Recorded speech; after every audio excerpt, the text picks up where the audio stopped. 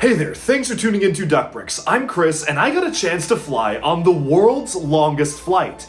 18 hours from Singapore to New York in one straight shot.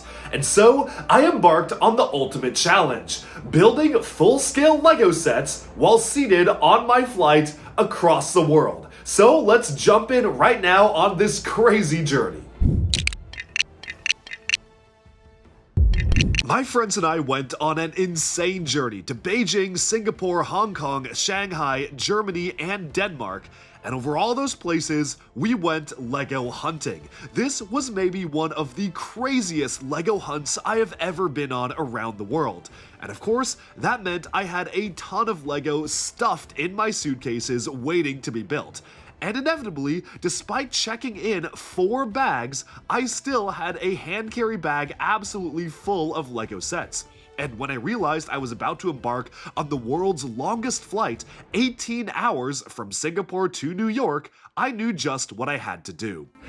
Final day, we are flying out, and yes, I fit pretty much everything, more or less, in those bags, plus most of Zach's bag.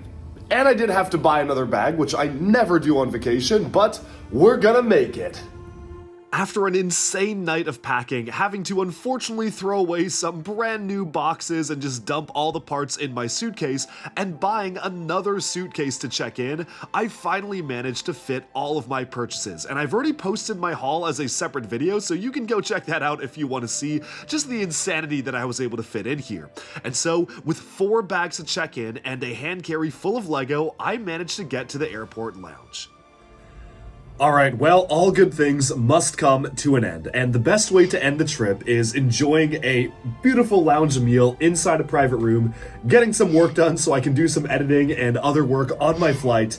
This is the life. And now, let's fly back on the world's longest flight from Singapore to New York. Yes, I had to go all out on this massive leg because I knew it was going to be an 18-hour flight, and I really wanted to make sure I could travel in comfort. And so, after enjoying a delicious lunch at the lounge to prepare for my flight, I got some work done and got ready for the plane. My flight boards in 10 minutes. I'm docked in. I literally just recorded as much recording footage as I could so I can edit videos on my flight. I'm docked in. Now I have to sprint over and get boarded to get back to New York on the longest flight ever.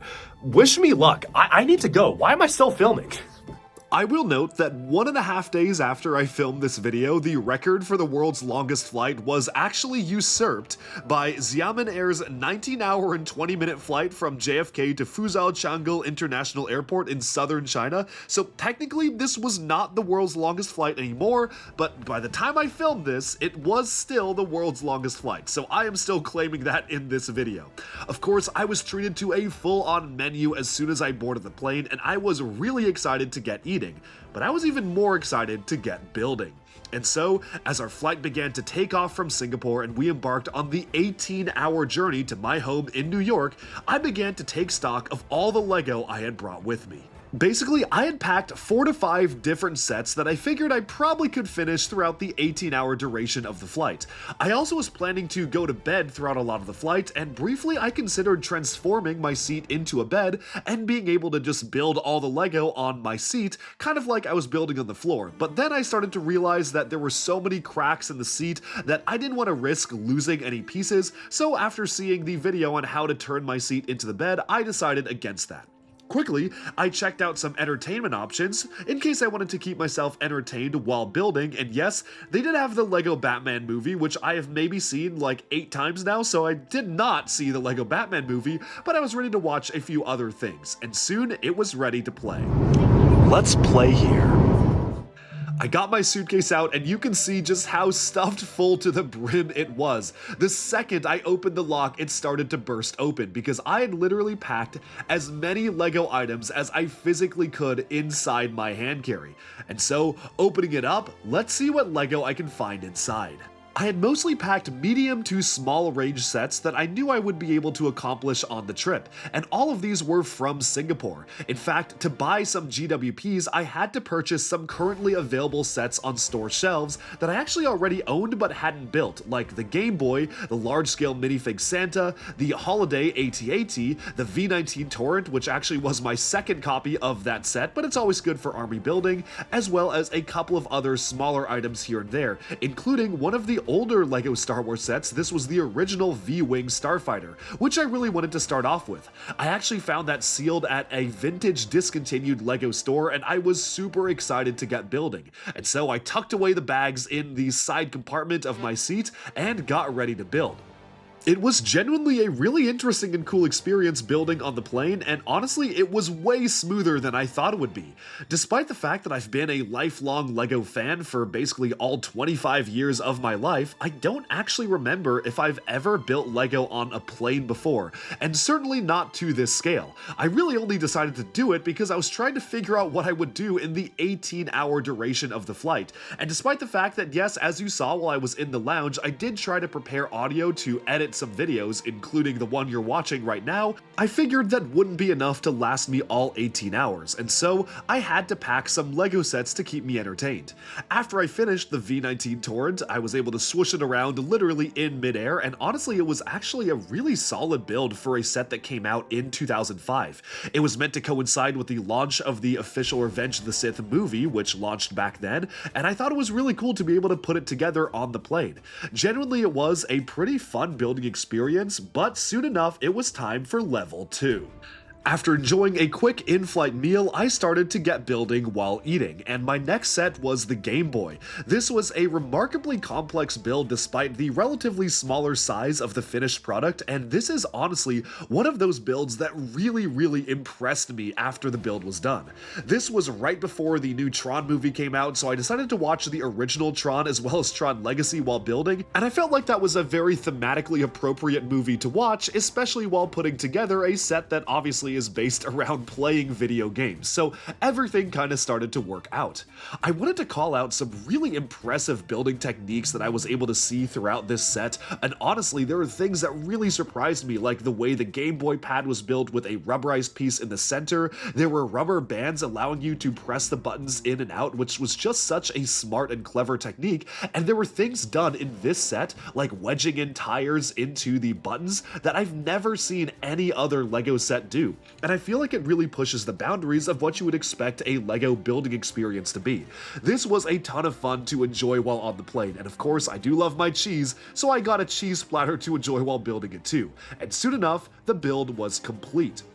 This set is actually super cool. I could probably do a very quick mini review of it right now. You have your different cartridges, which you can stick into the back of the game to allow you to simulate playing different games, from Mario to Zelda, and they even have different screens that you can swap out, so instead of just having the Nintendo logo appearing on screen for your kind of default look here, you can choose to swap those out for different game screens itself.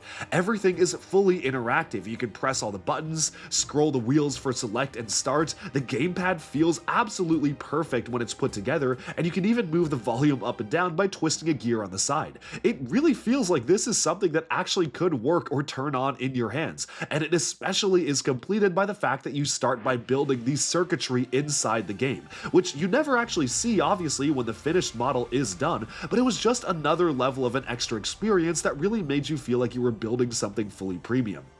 I had a total blast putting this together while on the plane. It was certainly the right thing to build because the final product is super compact. It's also very stable, so when I was putting it in my bag, which I was just gonna carry right out of the plane, I really didn't need to worry about it breaking or anything like that. But before I knew it, it was time to move on to the next build. And so I decided to turn my attention to the Christmas AT-AT, and unfortunately, this one did not really survive the trip. While I was able to build it just okay while actually on the plane, after my bag was getting thrown around and I actually deplaned, I found this set in absolute pieces, which was very unfortunate, but honestly, most of it was able to be salvaged as soon as I got home and was able to put it back together. You can see I was totally absorbed in watching the movie as well at the same time, so I was building this a lot slower than normal, but I managed to get it done and even finish the V19 Torrent Starfighter to boot, which was a really fun build with some of the best LEGO Star Wars minifigures that came out this year, featuring Obi-Wan Kenobi in ARM printing, as well as a new version of the clone pilot with a new helmet, and a new version of Asajj Ventress from the Clone Wars TV show, which is a show that I watched when I was growing up and have a lot of fond memories of.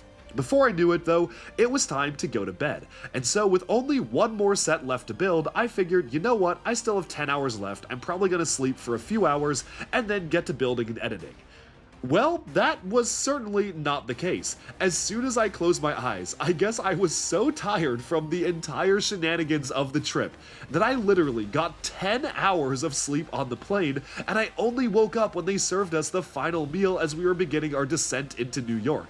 Honestly, I was really hoping to be way more productive during this 18-hour span, but 8 of the hours I spent awake and somewhat building, but also just kind of eating and enjoying my movies, and then, before I knew it, we landed. I had to open up my side compartment and grab all the spare parts I put in the headphone bag because I really didn't have another place to put them, and then deplane and go on home. This was a crazy experience, and honestly, building LEGO while on a flight, especially in the seat I was in with the amount of space I had, is actually something I would recommend. If you ever get the chance to fly on a flight as long as this, or even a shorter flight, because I really only was building for like 4 or 5 hours, I would definitely recommend it. There was something just so much fun and soothing about being able to build LEGO on a plane, and this was easily one of my favorite things I did to round off the end of this insane trip. So I hope you enjoyed taking a look at what it's like to build LEGO on the world's longest flight, and let me know in the comments, have you ever built LEGO on a plane before, and what was your experience doing that? That's all for this video. Thank you all so much for watching, and be sure to like and subscribe for even more LEGO news, reviews, discussion, and analyses coming your way very soon. Thanks, and bye for now.